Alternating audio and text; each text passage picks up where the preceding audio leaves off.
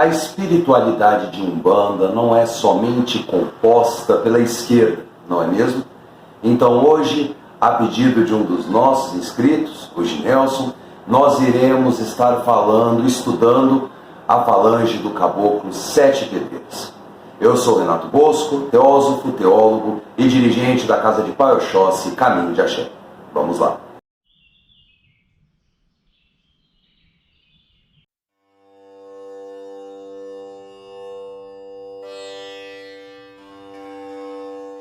Olá meu irmão, olá minha irmã, sejam todos muito bem-vindos e que a luz de Oxalá abençoe a todos vocês. Antes de começarmos, já deixem o like no início do vídeo, se inscrevam no canal e ativem o sininho de notificação para serem sempre atualizados quando houver um vídeo novo. Os nossos vídeos saem sempre às terças e às quintas-feiras, entre 8 e 10 horas da noite.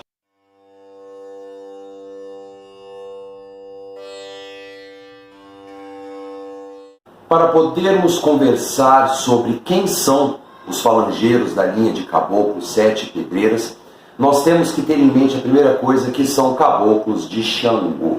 Sim, existem vários caboclos, existem caboclos de Oxóssi, existem caboclos de Ogum, existem caboclos de Xangô e dos outros orixás também. Os caboclos de Xangô, eles são um pouco mais difíceis de aparecer no terreiro, porque eles são muito ligados ao sentido de justiça. E claro que com o Caboclo das Sete Pedreiras não poderia ser diferente. Ele é um caboclo ligado diretamente a Xangô e sendo desta forma ligado intrinsecamente ao sentido de justiça. São caboclos muito sérios, caboclos de pouca conversa e quando conversam, como são muito ligados ao senso de ancestralidade, é natural que eles misturem um pouco a língua portuguesa com línguas de origem, principalmente de origem indígena. Podemos encontrar na linha do Caboclo das Sete Pedreiras uma descendência xamânica, tupi-guarani, entre outras tribos de origem espalhadas não somente pelo Brasil, mas pelo mundo todo. Por serem irradiações, caboclos que irradiam diretamente o senso da justiça, é natural que eles são extremamente justos, sábios, retos nas suas decisões. Quando conversam, já que eles não são de muita conversa, seus conselhos não são somente certeiros, como são muito contundentes. Tem aqueles que pensam até mesmo que Caboclo das Sete Pedreiras acaba sendo muito ríspido, às vezes até muito grosso no seu modo de conversar, mas eles são muito amáveis, eles são muito protetores. O que fazem deles essa rigidez é justamente a emanação de Xangô, que é uma emanação que não conhece um lado favorável e desfavorável. É uma irradiação extremamente ponderada, uma irradiação que é muito justa, ela é imparcial, ela sempre vai tratar dos consulentes de uma forma que seja um ponto neutro, nunca pendendo para o lado do consulente e muito menos desfavorecendo.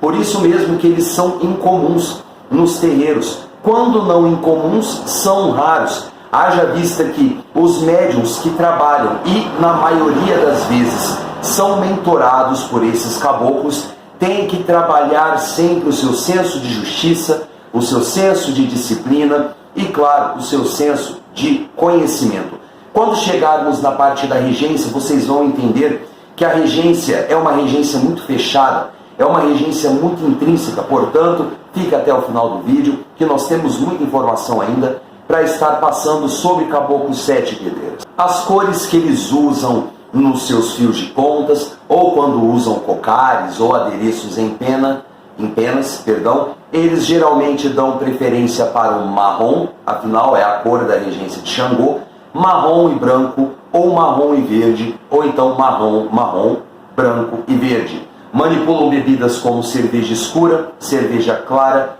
suco de frutas, geralmente frutas como o romã, o limão e frutas que têm esse aspecto um pouquinho mais acidulante.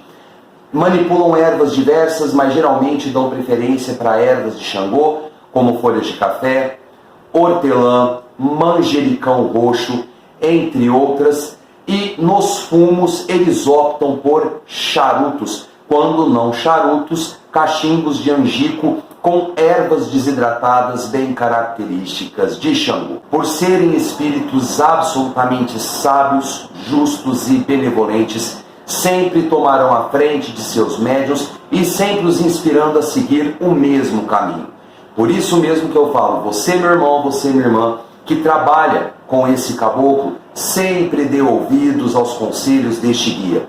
Porque este guia, na emanação de justiça, na emanação desse senso ponderado e regrado, ele pode fazer muito bem para você, porque ele vai estar lhe deixando num caminho absolutamente reto.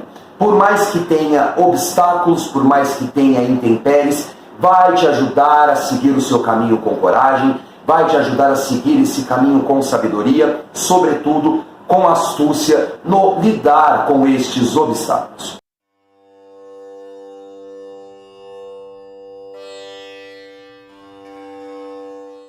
Na regência, sendo caboclos de Xangô, por óbvio serão fatorados primeiramente por Xangô. Acontece que na refatoração, que é muito constante entre os guias de Umbanda, é natural que venha Xangô fatorando as energias, depois vai ser fatorado para Oxóssi, refatorado para Oxóssi, e depois haverá uma segunda refatoração que se dará em Ogum. E nessa fatoração e refatoração, digamos que são energias interdependentes. O que isso quer dizer? Quer dizer que Xangô com Oxóssi acaba ficando incompleto. Xangô com Ogum fica incompleto. Xangô somente por Xangô também fica incompleto. Então se torna um ciclo em que se começa na fatoração, na refatoração e assim vai seguindo ciclicamente. Depois de passar por Xangô, depois por Oxóssi, depois por Ogum, que vai ser refatorado para os orixás de cabeça dos médiuns. É só entendermos da seguinte forma: Xangô, o orixá da justiça, conhecedor da lei, conhecedor das leis divinas. Então vamos lá. De acordo com Rubens Saraceni, e até mesmo se nós pegarmos as correspondências dos cultos de nação, nós vamos ver que Xangô é o orixá da justiça. Oxóssi vem na sua função de conhecimento, afinal, o conhecimento do desbravar das matas, o conhecimento de onde encontrar alimentos, de como subsistir nesse mundo. E Ogum inspirando a lei. Quando nós falamos lei, falamos num contexto disciplinar, nós falamos num caminho reto, num caminho de retidão, assim como as estradas de Ogum, que estão sempre abertas, não somente para os filhos de Ogum, mas para todos aqueles que acreditam, que têm fé. Para nós termos o conhecimento da lei de Xangô, é necessário termos o conhecimento. Então, tem a parte de Oxóssi. Através do conhecimento, nós vamos conhecer a lei, que é a lei de Ogum, para depois podermos aplicar o senso ponderado de justiça de Xangô. Por isso mesmo que a fatoração do Caboclo Sete Pedreiras é cíclica. Ela é cíclica e interdependente nesses três orixás. Uma coisa que é muito importante dizermos é que é muito complexo quando nós falamos como determinado guia escolhe seu médium e o médium o seu guia. Afinal, falamos de ancestralidade, falamos de correspondências. Mas no caso dos caboclos, sobretudo Caboclo Sete Pedreiras, é natural que eles estejam mais presentes naqueles cujo orixá de frente é Oxóssi, Xangô e Ogum. Porque esses três orixás conduzem um ciclo. Esse ciclo é o do conhecimento da justiça divina. E a justiça divina não somente se dará por Xangô, se dará no conhecimento das leis de Ogum para aplicação da justiça de Xangô, posteriormente fazendo desses caboclos extremamente austeros, sábios, ponderados, conseguindo eles enxergar o cerne da alma do consulente e saber aplicar aquilo que é justo, saber dar os conselhos que são apropriados para aquele momento, saber lidar com os trabalhos daquele contexto.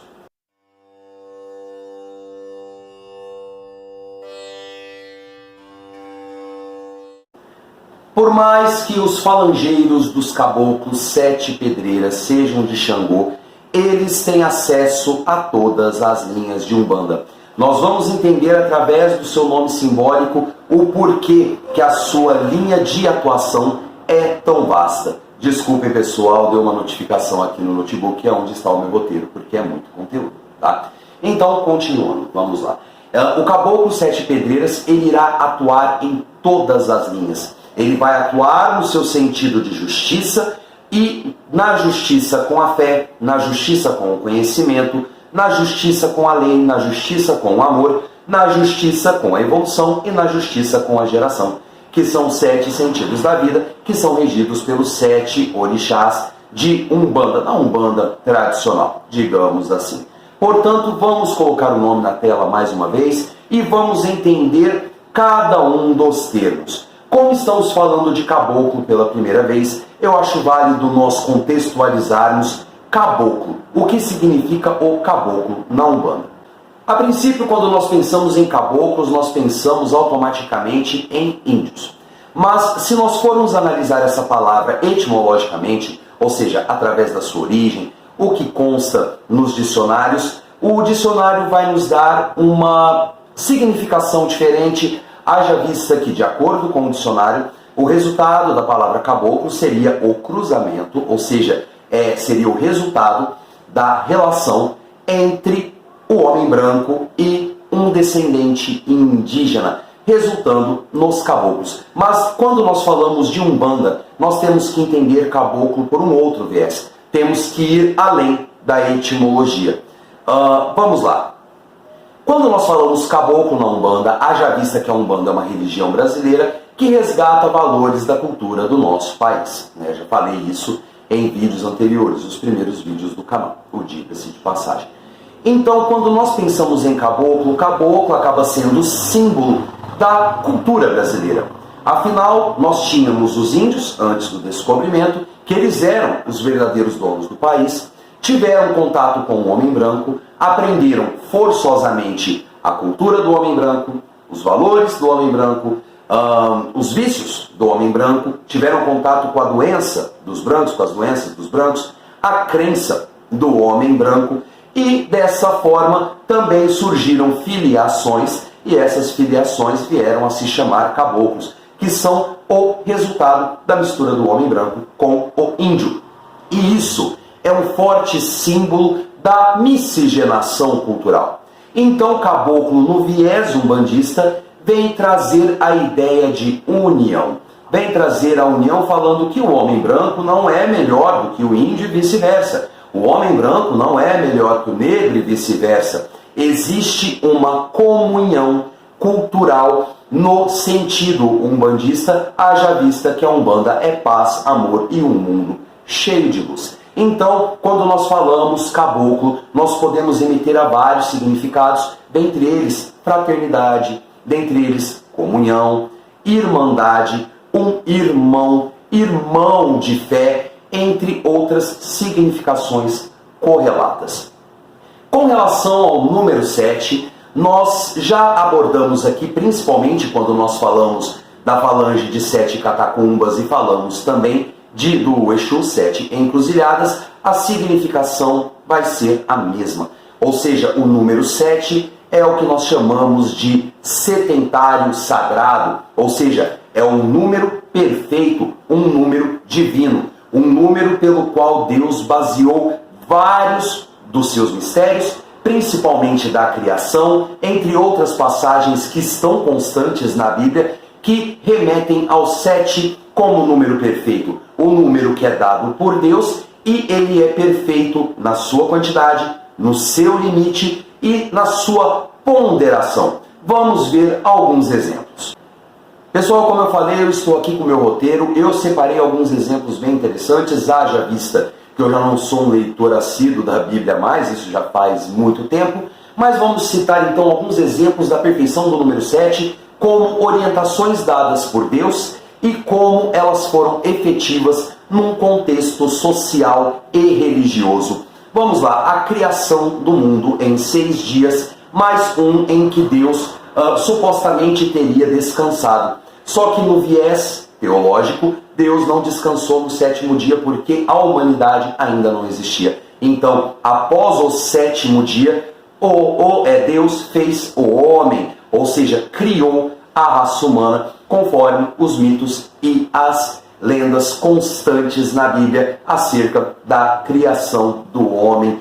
E também nós podemos citar, num contexto bíblico, as 7 promessas que Deus fez a Abraão quando formou a antiga aliança. Eu vou ler aqui para vocês, é um versículo, certo? E esse versículo vai constar 7 promessas. Eu vou estar lendo o versículo e enumerando cada uma das promessas. Vamos lá. Está presente em Gênesis, capítulo 12, versículo de 1 a 3. Ok? Vamos lá então.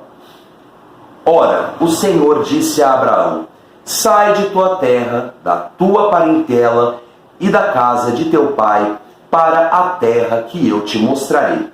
1. E far-te-ei uma grande nação. 2. E abençoar-te-ei. 3. E engrandecerei o teu nome. 4. E tu serás uma bênção.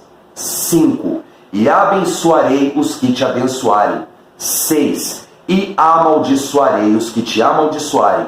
E 7. Em ti serão benditas as famílias desta terra. Ou seja, 7 promessas que fez de Abraão o descendente, o primeiro das religiões abraâmicas. Ou seja, o islamismo, o catolicismo, o cristianismo num contexto geral. Nós temos também aqui um outro exemplo que eu vou estar falando para vocês, que é a Bíblia, quando ela foi escrita em hebraico, uma das primeiras línguas que ela veio a ser escrita.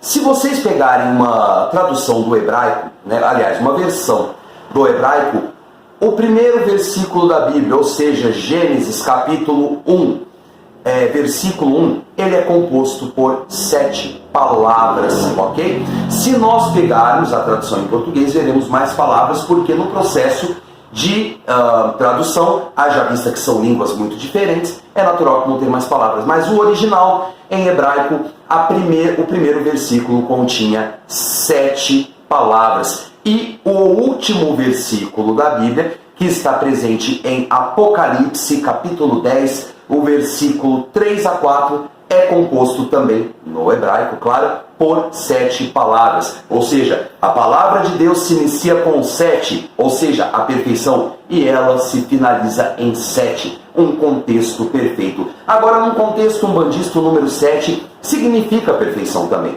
Nós temos as 7 linhas de Umbanda, nós temos os 7 sentidos essenciais à vida, essenciais para a manutenção do espírito encarnado na Terra. Nós temos também 7 virtudes de Deus, nós temos várias significações do número 7. Por que isso, pessoal? É uma regra, é praticamente, aliás, uma regra no meio teosófico, é atribuído ao 7 e também à numerologia, o número 7, como um número perfeito, um número ponderado, um número ideal, um número que é associado ao sagrado.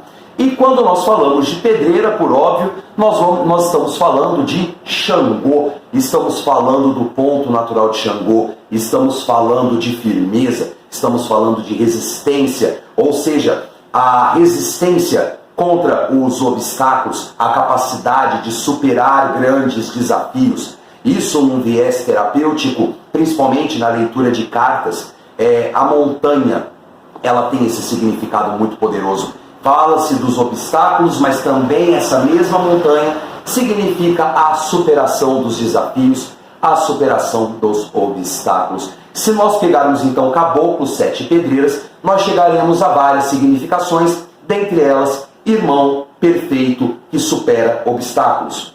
Ou então, amigo divino que nos conduz no ultrapassar dos desafios, entre outras significações, irmão perfeito da justiça, da firmeza da justiça, daí por isso as pedreiras, que são altas, são alvas, são resistentes ao tempo, enquanto muitas coisas deterioram perto de uma pedreira, a pedreira leva milhões e milhões de anos para poder alterar o seu estado atual. Então é por isso que nós temos esse nome para Caboclo 7 Pedreiras. É um caboclo muito justo, resistente, resiliente e é um grande amigo para poder superar as grandes dificuldades do cotidiano.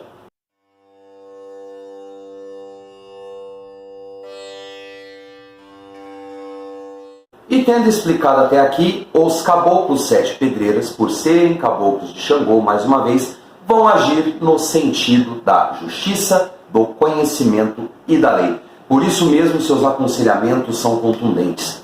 São aqueles aconselhamentos que muitas vezes doem nos consulentes, mas isso não quer dizer, como já foi dito, que de forma alguma eles são rudes, que eles são mal educados ou coisa do gênero. É a fatoração de Oxóssi em ser ponderado e ser imparcial. Eles trabalharão em passes e nos seus passes eles vão agir no chakra esplênico, que é aonde está ligado o nosso senso de justiça. E também é o esplênico em que nós temos o pâncreas, que é responsável pelo metabolismo junto ao fígado, das nossas funções, sobretudo na alimentação, na ingestão de líquidos, excessos. Também é o nosso pâncreas que produz o suco biliar, é aquele que vai estar ajudando o fígado a poder metabolizar as nossas proteínas, aquilo que nós recebemos tanto a nível de alimento físico, como de alimento espiritual. Por isso mesmo que Caboclos Sete Pedreiras, nos seus passes,